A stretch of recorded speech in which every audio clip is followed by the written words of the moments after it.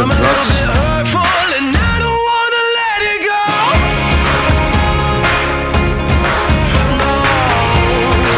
So it looks like President Trump is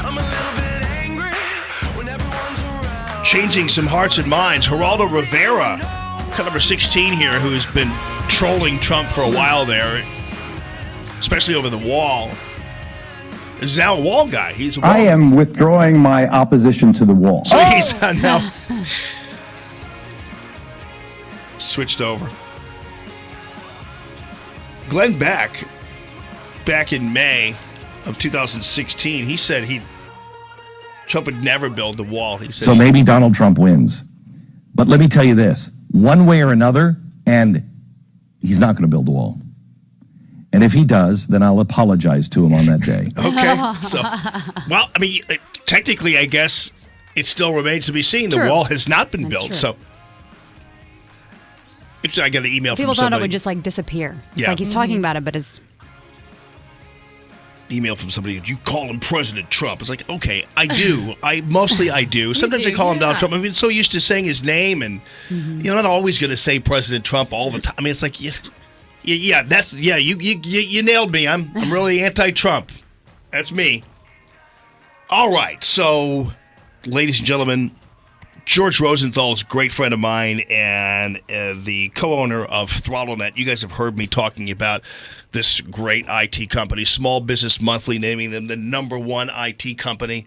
Yesterday we had, in St. Louis, a little meeting, just, to update some things. They wanted to turn me on to some brand new things they're offering, including 24/7 help desk and the brand new app and all that kind of stuff. But one of the things we talked about too, George, before we get to that, is, welcome to the show, by the way. Oh, thank you. Thank you for having me. Appreciate it. Thank you so much for your support of free conservative radio, brother. And absolutely. Love being here. Audience Love being here. Loves you guys, and so thank you for that.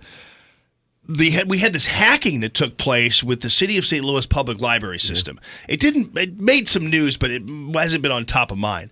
But we talked about that, and and they are lucky they had a backup. Yes, they're very, very lucky. Most are not ever that fortunate because they don't pay attention to it.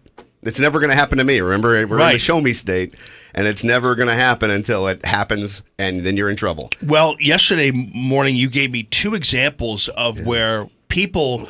Well, one example where somebody was absolutely put out of business by a hacking. What happened there? So, actually, this 75% of all businesses are done if they are hacked or lose any type of major data. Okay, so one of the things that businesses do not focus on, they put all this money into servers and equipment. They focus on their employees and making sure they have a good work culture. But the one thing they don't do, and it's insane, is a small backup device that's in the cloud.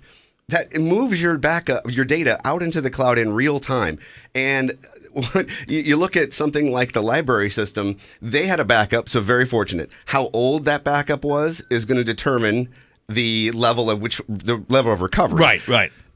If you don't have a backup and somebody from Indonesia, some hacker in their basement and wherever, gets into your system through an employee or something, social engineering like we were talking about, and they hold your data ransom, unless you have a backup that is 5 minutes, 10 minutes, a day old, you can't recover from that. You're done. You have to either pay the ransom and hope that they unlock your data. You then, even if you do that, they can leave behind a software package to do it again to you. Right. It's very, very serious. So, for a few $100, even large amounts of data is very, very affordable. To put your data in the cloud, it should be a requirement of operating any business. And you told me the story of a doctor who, she wound up actually losing her business, and now she's working in a hospital. Yes. Because she had a doctor's office. Yeah. It was hacked, and all her medical records disappeared. Absolutely. And that's very, very serious. No longer are we dealing with paper records on the shelf, whether it's your finances with your investment broker, whoever you're using for financial investing, or whether it's your kids' medical records. Your socials out there, first name, last name, city, state, zip, your health records are now digital. And so if an employee of your pediatrician's office does something wrong and all of a sudden they're held ransom, it's your personal data that's being held ransom. And not only are you in danger, but the doctor who's spent all this time and money becoming a doctor and opened this practice is now done because they didn't properly back up their system. Yeah, and it's crazy. And what happens here is they might call a couple patients back and say, hey, listen, you got to fill out this again, and the possibility of that happening, that patient coming back to you is pretty much zero. Oh man, can you imagine if you found out your pediatrician has been hacked and your kid's data is out there and they are asking you to come back in and refill out your information? You're going to go, no way, because you didn't take the time or care to protect my child's information or even my information personally. Why would I go back to you? I'm going to go somewhere else where they at least take care of their IT. Right. And there are a variety of ways that people do this. And you talked about the social engineering, which is basically, I don't want to tell people how to do it, but you know what I'm saying is, but some people will leave a stick. That's right. On the floor or outside of an office. Absolutely. In fact, I made the example when we were here, as Craig was walking me to the conference room here at 97.1, I made the example of I could have easily dropped a very small, very cheap USB stick off the back of my pocket right by the sales team. And while we were in a meeting, I would have bet you that one of the salespeople would have picked it up and put it into their computer just to see what was on it. And the second they put that in their computer, I've got you.